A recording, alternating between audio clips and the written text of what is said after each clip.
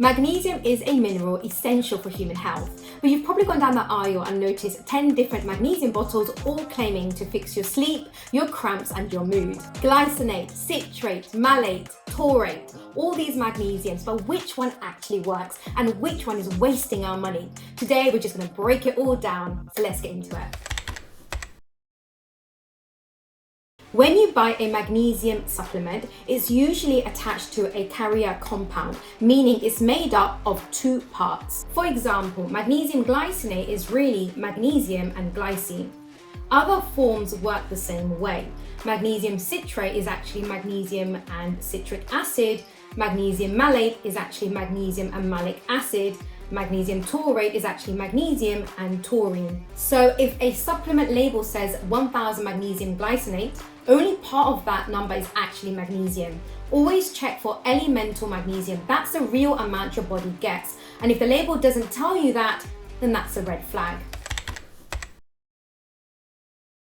Let's start with magnesium glycinate, one of my favorites. It helps with relaxing your blood vessels and your muscles by balancing how calcium, sodium, and potassium moves in and out of your cells. When this flow is steady, your nerves and your muscles stay calm. It works quite similar to a calcium channel blocker, which is a very common blood pressure medication, but magnesium does it naturally.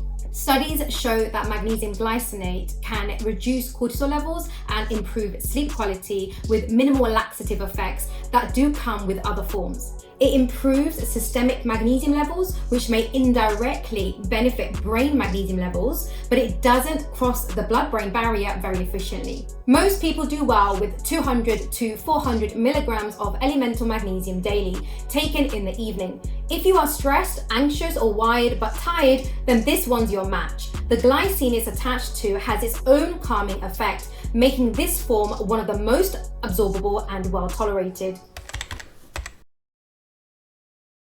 Let's talk magnesium citrate. This one is absorbed in the gut and it pours water into your intestines. It relaxes your digestive muscles and increases fluid into the colon, which helps things move along. It works quite similar to an osmotic laxative actually, but it's much more natural and more gentler in its form. It can also help with mild magnesium deficiency. It can help with energy production. That's because citric acid is a part of the Krebs cycle, which is our body's main energy pathway. Around 200 to 400 milligrams of elemental magnesium per day is typical. If you are using it for bowel regularity, start low, even half a dose, and see how your body reacts. Take it with water and preferably earlier in the day. If you are constipated, bloated, or tend to feel heavy and sluggish, this one's for you. Just don't overdo it, because when it works, it really works. Now on to magnesium malate. Its natural function relates to cellular energy production. So when magnesium joins forces with malic acid, it helps your muscles create and recycle energy more efficiently by the Krebs cycle. Some studies suggest that it may help reduce post-exercise soreness, fatigue, and support energy recovery, but we do need more long-term data to confirm this. About 200 to 400 milligrams of elemental magnesium daily taken in the morning or before workouts work best. Because this form supports energy, you'll want to avoid taking it at nighttime. It's especially helpful for people who feel fatigued, sore, or sluggish after workouts, and for those managing chronic fatigue or fibromyalgia, where muscle energy metabolism is often disrupted. Now finally on to magnesium taurate. Like glycinate, it's highly bioavailable and works on the cardiovascular function.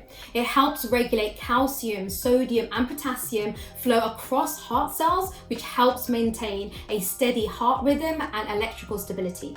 It can also relax blood vessels, acting like a natural calcium channel blocker and help reduce blood pressure.